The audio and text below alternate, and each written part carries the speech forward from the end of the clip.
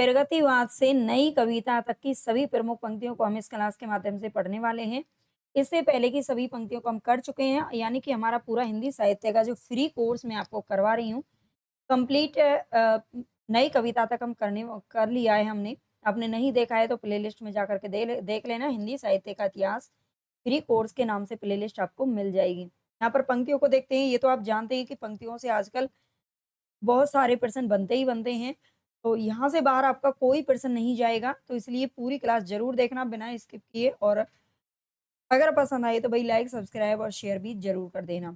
सबसे पहले हम यहाँ पर देखेंगे प्रगतिवाद के जो प्रतिनिधि कवि हैं नागार्जुन, नागार्जुन की पंक्तियों को देखेंगे। सत्य स्वयं घायल हुआ, गई अहिंसा चूक, जहाँ-तहाँ दगने लगी शासन की बंदूक। ये इनकी शासन की बंदूक नामक जो कविता है, उसी से ये पंक्ति ली गई है, ठीक है? सत्य स्वयं घायल हुआ, गई अहिंसा चूक, जहाँ-तहाँ दगने लगी शासन की बंदूक।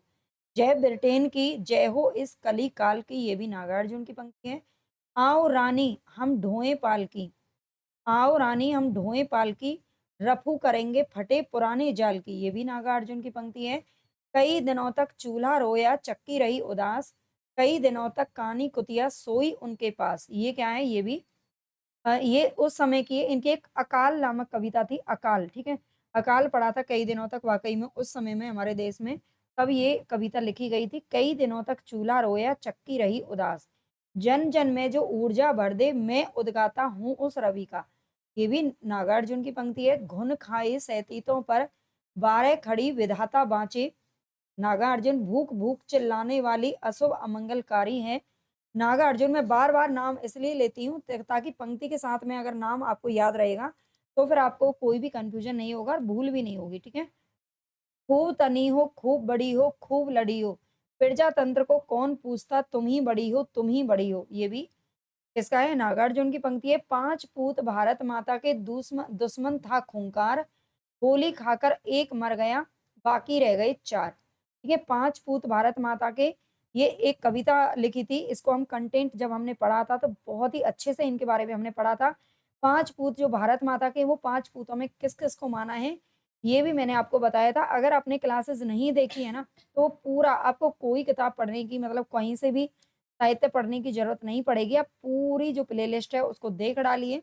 अगर आप चाहे टीजीटी, पीजीटी चाहे आप रिवीजन कर रहे हो, चाहे फिर आप यूजीसी नेट की तैयारी करना चाहते हो, है ना? साहित्य में सबसे बेस्ट वही है।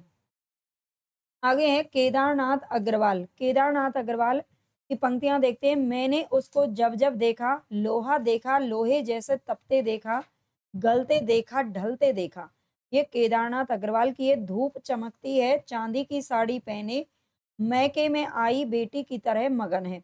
ये किसकी है? केदारनाथ अग्रवाल की है। एक बीते के बराबर ये हरा ठिगना चना, बांधे मुरेठा शीश पर छोटे गुलाबी फूल का।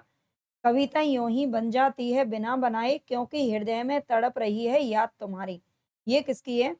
न, केदारनाथ अग्रवाल की है। मांझी ना बजाओ बंसी, ये कविता किसने लिखी है? तो केदारनाथ अग्रवाल ने लिखी है। मेरा प्रण टूटता है जैसे तन टूटता है, बाप बेटा बेचता है भूख से बेहाल होकर, धर्म धीरज प्राण खोकर। ये भी केदारनाथ ने लिखी है। काटो काटो काटो करवी, मारो मारो मारो हंसिया। ये भी किसकी है? केदारनाथ अग्रवाल की है। तेरी तो सुधी आती प्यारी वैसे ही सुधी आती, जैसे नंदन वन की मृग को रह रहकर सुधी आती। ठीक है? ये सुधी आती किसको?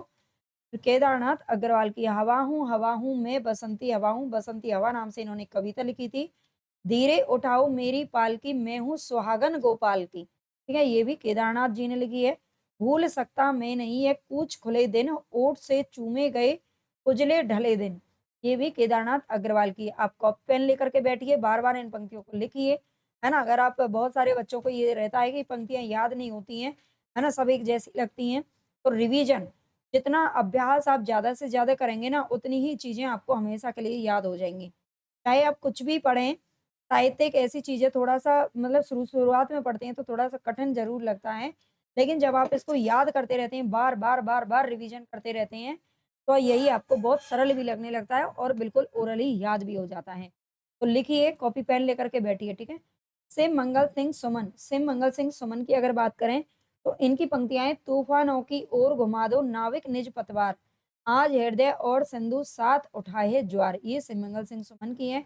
गति पिरले पैरों में भरी, फिर क्यों रहूं दर पर खड़ा, आज मेरे सामने है रास्ता इतना पड़ा। ठीक है, ये किसकी है? सिमंगल सिंह सुमन की है। त्रिलोचन, त्रिलोचन की जो पंक्तियां हैं, मुझे जगत जीवन का प्रेमी बना रहा है प्यार तुम्हारा, ये त्रिलोचन ने लिखा है। यूं ही कुछ मुस्कुराकर तुमने परिचय की वह गांठ लगा दी, जड़ता है जीवन की पीड़ा, निस्तरंग पासानी क्रीड़ा, तुमने अनजाने वह पीड़ा छवि के सर से दूर भगा दी। शब्द मालूम है व्यर्थ नहीं जाते हैं, ये कौन कहते हैं? त्रिलोचन कहते हैं। चंपा काले काले अक्षर नहीं चिन्हती है, ये भी किसने कहा है? त्रिलोचन ने कहा है। आगे यहाँ पर हमारे मुक्तिबोध साहब, तो मुक्तिबोध जी क्या कहते हैं? मुझे भ्रम होता है कि प्रत्येक पत्थर में चमकता हीरा है, हर एक छाती में आत्मा अधीरा है, ये मुक्तिबोध ने कहा है। अब अभिव्यक्ति के सारे खतरे उठाने ही होंगे, तोड़ने ही होंगे मठ और गढ़ सभी, ये किसने कहा है? मुक्तिबोध ने कहा है। बहुत बहुत ज्यादा लिया, दिया बहुत कम, मर गया देश अरे जीवित रह गए तुम। ठीक है, ये देश को जागरूक करने के लिए लिखी गई है। कविता में कहने की आदत नहीं है पर कह दूं, ये किसने कहा है? तो मुक्तिबोध ने कहा है ना? कविता में कहने की आदत नहीं है मुक्तिबोध को। जीवन में जो है, जिंदगी में जो है सैर स्वीकारा है, इसीलिए कि जो कुछ मेरा है वह तुम्हें प्यारा है। ओ मेरे आदर्शवादी मन, ओ मेरे सिद्धांतवादी मन, ये भी किसका है? मुक्तिबोध का है। अगला है भवानी प्रसाद मिश्र जी की पंक्तियां हैं। जी हाँ हुजूर, मैं गीत बेचता हूँ, मैं तरह तरह के गीत बेचता हूँ। इनकी गीत फरोश नामक जो कविता है वहां से पंक्ति ली गई है। सतपुड़ा के घने जंगल, नींद में डूबे हुए से ऊँघते अनमने जंगल।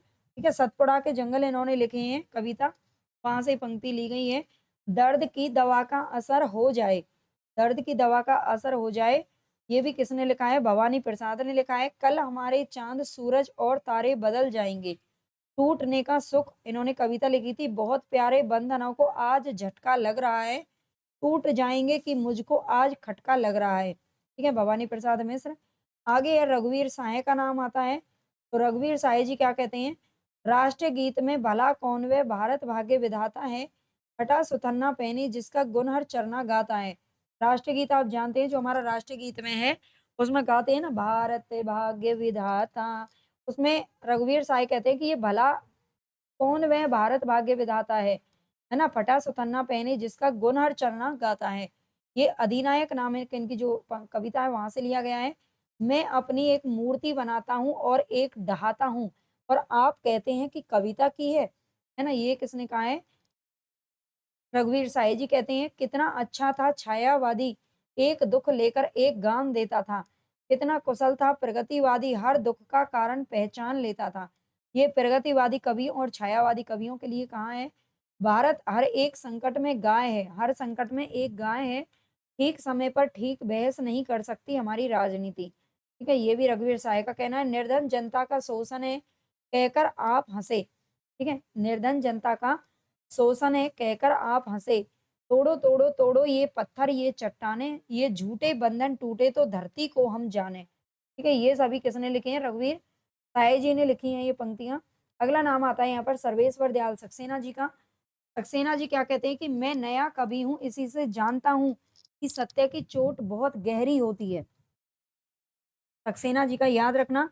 आगे है लोकतंत्र को जूते की तरह लाठी में लटकाए भागे जा रहे हैं सभी सीना फुलाए।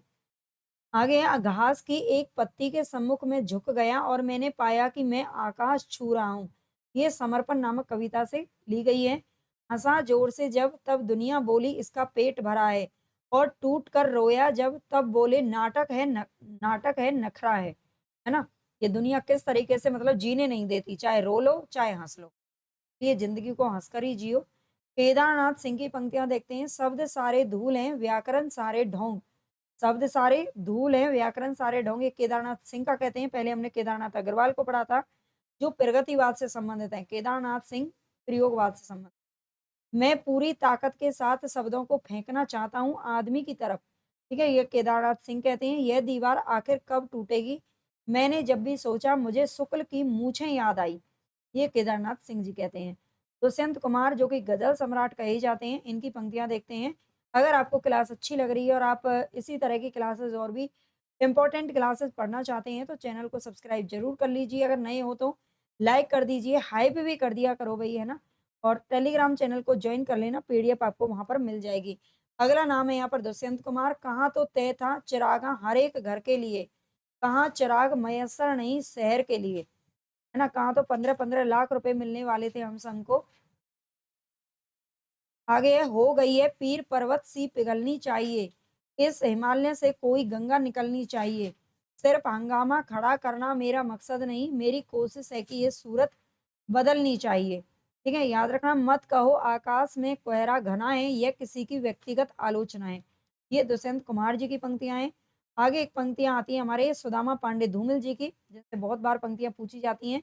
यह जनतंत्र जिसकी रोज सैकड़ों बार हत्या होती है और हर बार वह भेड़ियों की जुबान पर जिंदा है ना? यह जनतंत्र जिसकी रोज सैकड़ों बार हत्या होती है और हर बार वह भेड़ियों की जुबान पर जिंदा है। अपने यहाँ संसद तेली की वह घानी है, जिसमें आधा तेल और आधा पानी है। भूख से रिरियाती हुई हथेली का नाम दया है और भूख से तनी हुई मुट्ठी का नाम नक्सलवाड़ी है। हाँ, हाँ, मैं कवि हूँ, कवि यानी कि भाषा में भदेश हूँ। ये भी धूमिल जी की पंक्ति है। कविता भाषा में आदमी होने की तमीज़ है, ठीक है? कविता भाषा में क्या है? आदमी होने की तमीज़ है। भाषा उस तिकड़मी दरिंदे की कौर है, जो सड़क पर और है। ये धूमिल जी ने लिखा है। क्रांति यहाँ के असंगत लोगों के लिए किसी अबोध बच्चे के हाथों की जूझी है ना? पूछी जा चुकी है पंक्ति, याद रखना। एक सही कविता पहले एक सार्थक वक्तव्य होती है, तो सार्थक वक्तव्य किसकी नज़रों में? धूमिल की नज़रों में। कविता शब्दों की अदालत में अपराधियों के कटघरे में खड़े एक निर्दोष आदमी का हलफनामा है। ठीक है, जो कविता है वो शब्दों की अदालत में अपराधियों के कटघरे में खड़े एक निर्दोष आदमी का हलफनामा है। ये कौन कहते हैं? धूमिल जी कहते हैं। अब उसे मालूम है कि कविता घेराव में किसी बौखलाए हुए आदमी का संक्षिप्त एकालाप है, जिस पर कोई नहीं खाना चाहता, आज़ादी एक झूठी थाली है। ये धूमिल जी ने कहा है, नंगापन अंधापन होने के खिलाफ एक सख्त कार्यवाही है। तो यहाँ पर आज की क्लास हमारी खत्म हुई। इनसे बाहर आपकी कोई पंक्ति आज तक पूछी नहीं गई है और ना ही पूछी जाने की मुझे लगता है कहीं से संभावना है। सारी पंक्तियाँ हमने आपको करा दी हैं। तो अगर आपको क्लास अच्छी लगी है तो like, subscribe, share, hype, comment ज़रूर कर देना। टेलीग्राम चैनल को जॉइन कर लें।